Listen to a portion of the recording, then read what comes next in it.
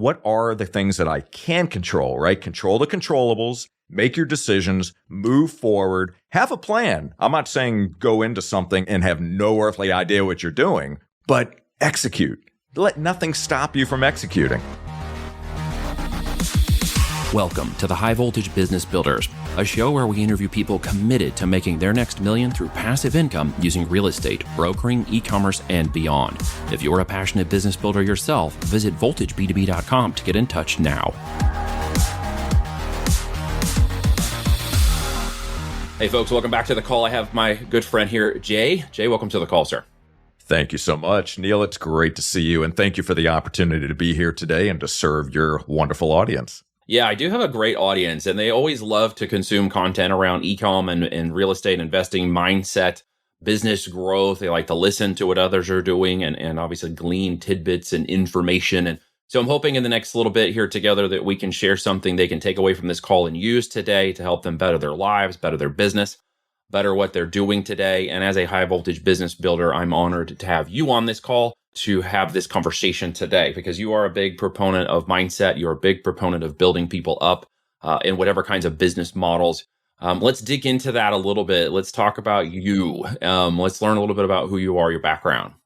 Absolutely. So I'll give you a snapshot primarily of my professional career. So I had a 33-year corporate career, loved it.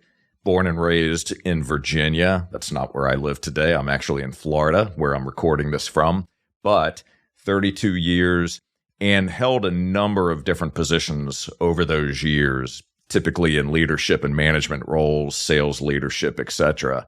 And my last position that I had in corporate before I decided to leave was with a Berkshire Hathaway company.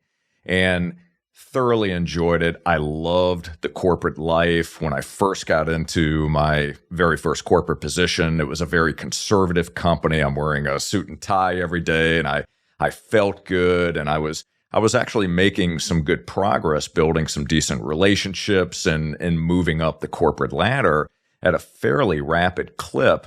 And I was introduced in let's say 3 years into my corporate career, I was introduced to a Dale Carnegie course. I'd never heard of Dale Carnegie before. I'd never heard of personal development before. It just never entered my sphere of consciousness. And the company that I was working for at the time asked me to go ahead and take this Dale Carnegie course. And it was really a course on human relations.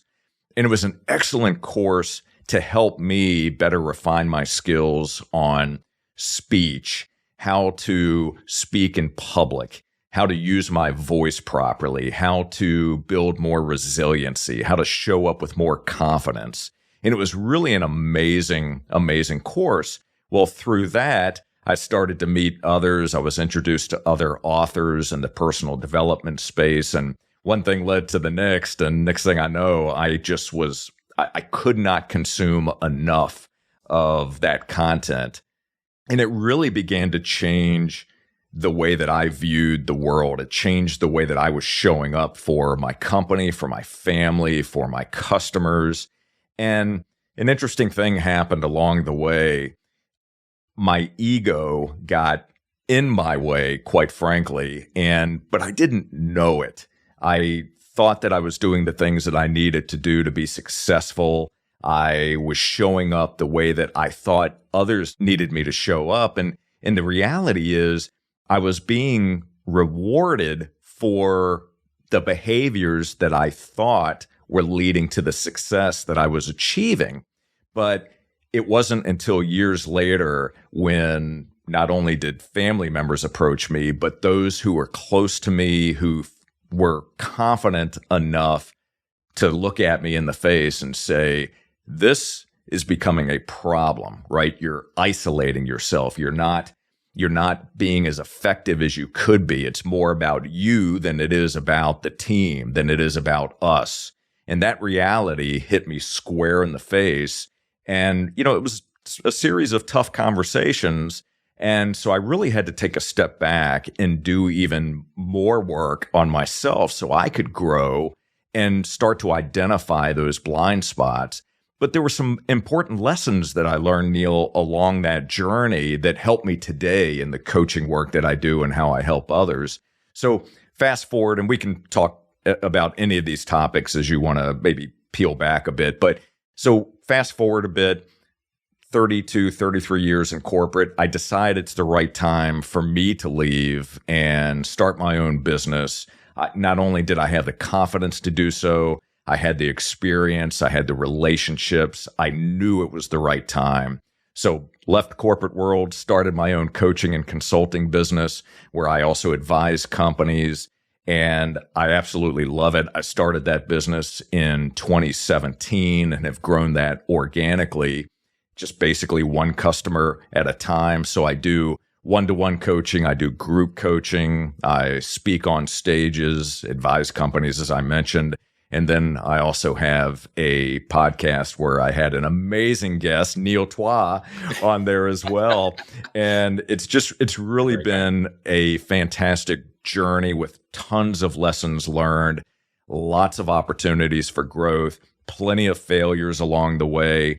And I'm continuing to learn and I'm continuing to grow. And I'm so grateful for the opportunities I've had. And I'm grateful for the opportunity to share with you today.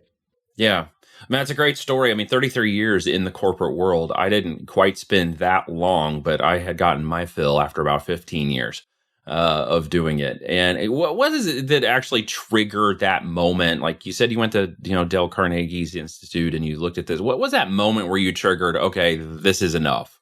Like, what made that jump? Where was that moment where you said, I'm out of here?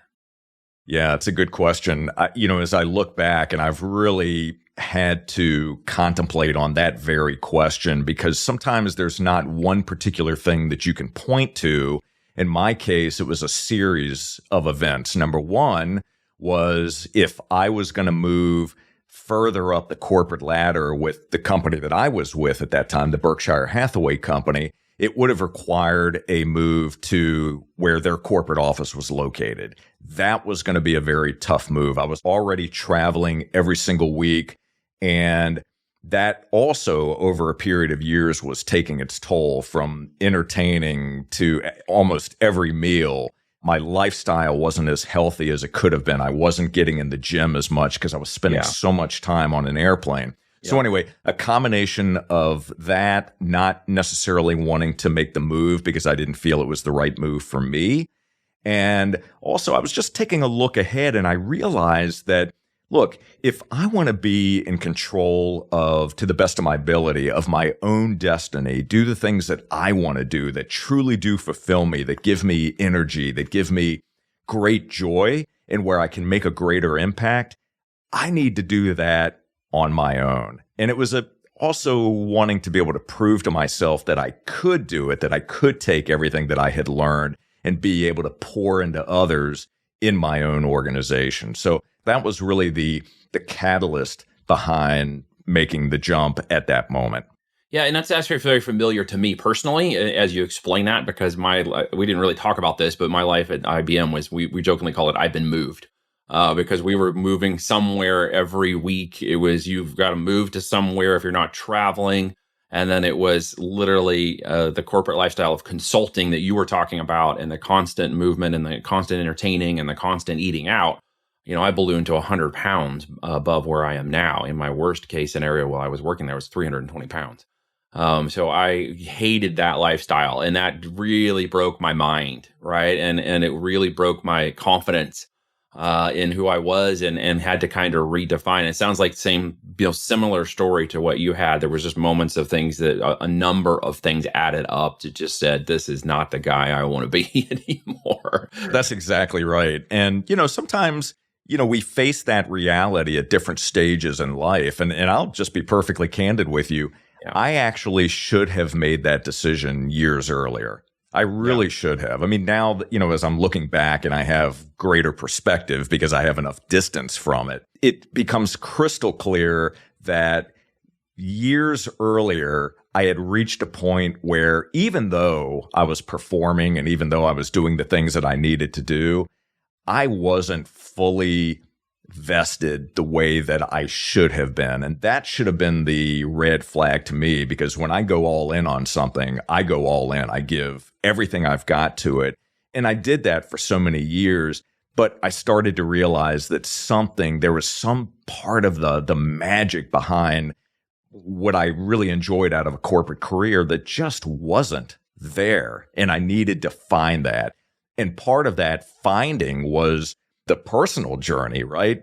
Discovering more about myself, discovering more about the way that I can serve and the way that I can help others. Well, those systems are not geared for individuality. They're geared for corporate, hence the word corporate. We've heard it in other ways in the world. Corporate organizations, corporate worship, corporate things are geared to take individuals out and move you into a group setting and move that group forward. And so it takes away the individuality, if you understand what I mean by that. And it moves you to a position of, if you operate outside of the corporate, if you are an individual who sees yourself becoming different, that system is not built to handle you. It's not built to encourage that. As much as they say it is, I can guarantee you when you're on the outside of it long enough, you realize how much it's actually meant to entrap you into a situation that feels, disempowering. There's not an empowered aspect to that life. You are now an empowered person. It's one of the things I loved about talking to you and getting to know you. You have now become an empowered person, which has allowed you to then serve and lead others in empowerment, which is one of the things I know you're doing really well now. Well, I appreciate that. And that's not to say, let me just back up for one moment, because there are plenty of people that corporate positions serve very, very well. There's obviously lots of upside opportunity. There's great reasons to be involved in working for corporations. But I will say this, that if you have ideas of wanting to run your own business, having your own ideas that you can shape, that you can develop, that you can bring to the market, sometimes stepping outside of that corporate role and putting your toe in the water to see what it feels like to be able to shape and structure your own world and your own business, it's a remarkable thing. Yeah. And I appreciate you saying that. Although we're not the most politically correct around here. So it's okay to feel to not placate to everybody. Like, we're talking to the individuals I know who we would call entrepreneurs. Those who are in that mindset like we were, who are maybe sitting in a corporate seat today listening to this podcast, who are like, you know what, I'm that odd duck out. I'm starting to feel like I'm sitting outside looking in, and I have that, what I call that entrepreneur. Some people call it one-upreneur. I think that's a little too derogatory, because it's like, one something is more like I'm pontificating. I'm not really capable or able or even empowered to be that person. So not to throw it back on you, but at the same time, let's call it out for what it is. Those systems are literally geared to not give people the opportunity that you took, or make you feel like you can't take it, or it's too risky, or you're going to fail at it if you simply try anything, right? Exactly. So I know a lot of people just don't try at all, which I consider to be a failure of anything. Like, if you don't try something at all, how can you know you failed? You've actually failed before you even started. And that's right. So let me ask you a question, because there were some things that we didn't get to necessarily address when you and I had our earlier conversation on my podcast. But when you made the decision to leave the corporate world, what was the experience like for you? Was there fear involved there? Did you feel like you had an attachment there that was difficult to cut that cord? What were you thinking about, and how difficult was it, if it was difficult, to make the decision to leave? That's a great question. Nobody's ever asked me that specific of a question about that. In honesty, like you, there was a number of points that added up to just a whole bundle of things I couldn't carry anymore. It was just too much. It wasn't like, hey, this person in the company I hated, and because of them, I jumped out. Or, hey, they did me wrong, as a company, and I wanted to jump out.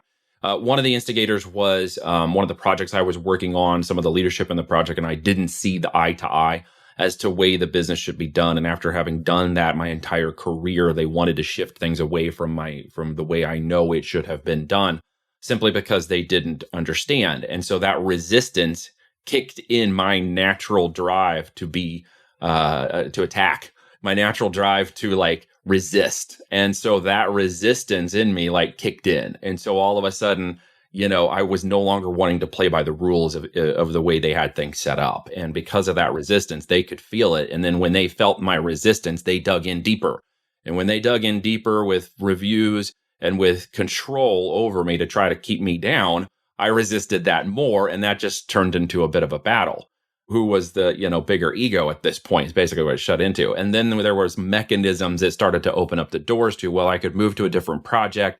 I could move outside of that sector of the company to a whole different sector.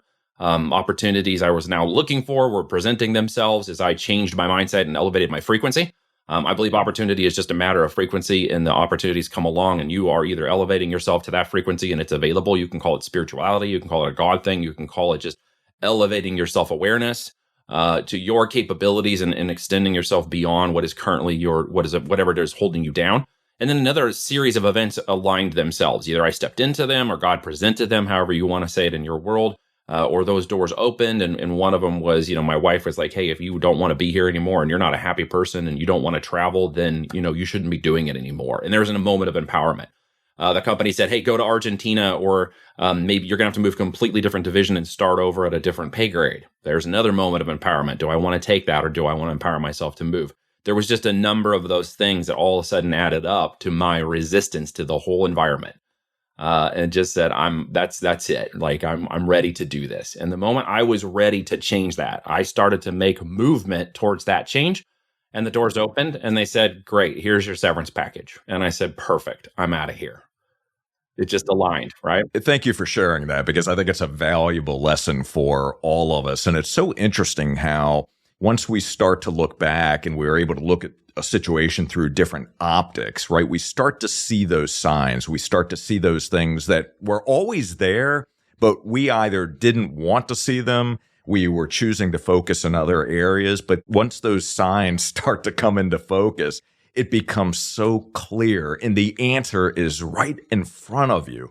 And it is amazing, to your point, that once you make the decision, once you've decided that this is the direction I'm going, I am sure of myself, I feel confident in what I'm doing, I'm making a decision here, opportunities start to open up. Those opportunities start to appear. Right. You elevate your energy. People around you will feel that and they'll lift you up. And that's one of the things you mentioned, and one of the things I know occurred is that, like my wife or other people, there was less resistance to the change than I initially anticipated because of my fears. That's right. And because I was just afraid to even try to do it or whatever, there was an opportunity where I know that if I had backed down from that fear, if I had allowed them to kind of control that moment in time for me and the opportunity, I probably would have stayed an overweight, unhappy corporate guy. I never would have left. Yeah, same exact situation with me. I mean, I feel you on that. And I just want to speak to that fear for a moment, because there were a number of different things that were going through my mind when I knew that it was time to make the change. And in just a rush of emotions and thoughts that weren't rooted in reality, there was self-doubt that I was experiencing. I'm telling myself, geez, is this really the right decision? You may not have the knowledge to be able to do X, Y, Z. Are you truly ready for this? What happens if you fail? All of these different things. Risk. Yep. Yeah, right. I mean, it was all the self-talk that we all deal with. And what I had to learn to do was to create a bit of space between all of that chatter that was going on in my mind, plus having conversations with those who not only could help me process the information, but who knew enough about me to be able to say, look, get some perspective here, right? Look at what you have done. Look at what you've been able to accomplish. You've done this before. You've done this. There's no reason why you can't do this. So, I started to work on that, started to kind of re-coach myself on the self-talk itself, right? And look at what's reality versus what the story that I'm telling myself. We all hear the same narrative and bullet points, and you got to be careful, because this is one thing I did recognize about it. Outside of my wife, your family and friends will be the first people to beat you down when it comes to doing your own business. Elon Musk, I think, said something in relevance to this recently. I don't remember exactly what it was, but it had to do with the similar topic of, those are the first people to be the most critical of you. Instead of throwing start your new business shower and start your new business party, they'll do it for all these other things in your life, but they won't do it for the things that maybe matter the most, the things that can change you and impact you the most, and give you the position in which I now recognize to help others train their brain away from negative mindsets and away from the situation they're dealing with now, and to help them and be empowering them through servant leadership to move to a different position, to move what I call, out of your subconscious mind into your conscious mind, that awareness state that all these things are around you, but you won't receive them, or you won't get into the right conscious state until you move and train your brain to start seeing those things. And as you start to see those things and take action on them, new doors will open, new opportunities will be there. And of course, there will be negative people there right alongside with you who are going to feel that fear and think completely differently than you, right? They're going to think this is nuts. If you look back at my path after I made that decision, what you will see very quickly from it was my wife and I had just gotten married in March. In June, I rolled out to start my new management consulting company outside of IBM. In September, we found out we were pregnant. By December, she was having to go on bed rest and could no longer, she was employed as an RN, and she was going to be the income that bridged the difference between my starting the company and going. And then by the June year later, she was no longer able to work due to medical issues, and we had no income. And I just started this business a year prior, and we had a new baby and a new life, new marriage, all of that in 1 year. Like everything, everybody you think could deal, and we were dealing with some very terrible medical conditions that were causing her to have trans ischemic attacks, and it was very terrible. We weren't sure she was going to live through the next one, and it was a crazy time. But it was never the right time. Like I look back on it now, and I go, well, if I just waited a couple of years later was the 2008, 2009, 2010 debacle, when I barely got my business going, and there was just enough business to keep us kind of going through all that massive change that some people remember. There was never going to be a right time, Jay. That's right. I know that intrinsically now. I know it's not like pontification. I know it's not like marketing language and feel good crap. There was just never going to be the right time.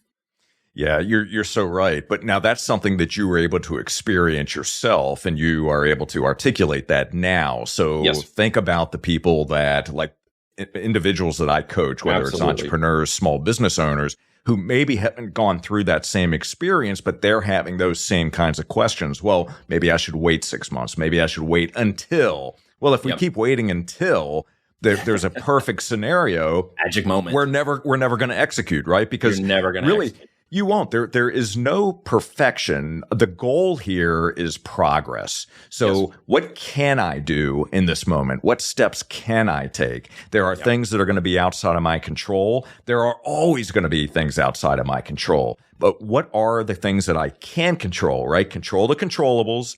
Make your decisions, move forward, have a plan. I'm not saying go into something and have no earthly idea what you're doing, right? But execute. Let nothing stop you from executing. We tell my people all the time, take imperfect action, and something perfect will happen along the way. But it's that first step of action. You just have to make that first step. And that's from moving from a subconscious idea of fears. What's going to happen? What will go wrong? What if my job doesn't work? What if the business doesn't go? What if my wife loses her job? What if something medical happens? What if something happens in the world? I mean, you can literally fear yourself into a corner. What if we have a pandemic?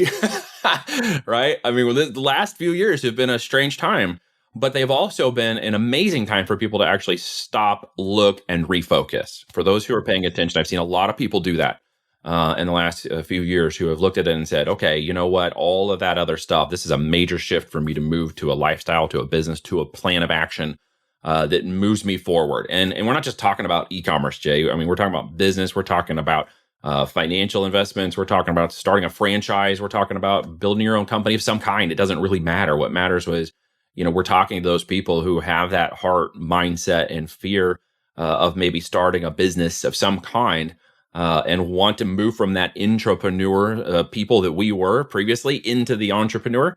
And what you've heard today, folks, and Jay sharing some really great stuff is literally there's not a perfect time to do it. You heard our experience. I mean, he was in 30 years of corporate. You're lucky you got out at all. True. That is so true. I want to mention something that you just hit on. And, as we look at coming out of the pandemic, I remember when this first started, one of the very first things that I did is I contacted a friend and a business associate of mine. We knew there was a lot of fear. There was a lot of uncertainty. We didn't know what was going to happen next. There was a lot of news stories, and things were really starting to get pretty shaky, right? So we said, you know what? Let's flip on a camera. Let's have a conversation. Let's talk about those feelings. Let's talk about that fear, and let's see if we can provide something of value to people that they may be able to take this and either learn something or at least to realize that I'm not the only one feeling this way, right? So we did that. But one of the things that came out of it, which was pretty remarkable, was that there were so many people that looked at that situation and saw where the opportunities were, right? That looked at it and said, you know what? Terrible thing, right? We don't want to see anyone have any health issues. On the flip side of that, there's tremendous opportunity here. What does that look like? Let me get clarity around that. What could I possibly do to help and to serve and maybe create something that could be beneficial for others? And then on the other side of that coin, there were others that only saw the negativity, that only saw the problems, right? They couldn't quite see around that to navigate toward a solution, toward an opportunity. So you've got a bit of a dichotomy there. But once you start to really look for solutions, you find them. You find them and you find opportunities and you find people, because you attract people into your world based on what you put out, right? Based on your energy, based on the person that you are. You start to attract people into your world who you can collaborate, who you can share best practices with, who you can start a business with, right? Who you can grow and look for more solutions and work off of each other's bandwidth and do so much more together. So my message in all of that is always look for the solutions. Focus, be that person who's looking for the opportunities, who's looking to serve, who's looking to create a solution for someone else so you can solve a problem that others have. When you do that, you will always figure out a way to create success in your personal and professional life. Amazing. Thank you, Jay, for sharing that so much. Folks, if you have gotten anything out of today, I encourage you to go out, Google Jay Scherr Consulting, take a look. He's on LinkedIn. We'll have his links in the show notes. He's on Facebook. You can go connect with him on Instagram and a bunch of other places. Learn about what he's doing. If you've gotten any value from today, and I hope you did, you should understand the simple phrase, feel the fear and do it anyways. Thank you so much, Jay, for coming on today. Neil, thank you for having me. I'm grateful for you. Appreciate you. If you like this episode, please share it with people you think will enjoy it as well. Thank you for listening, and be sure to tune in next week for a brand new episode of High Voltage Business Builders.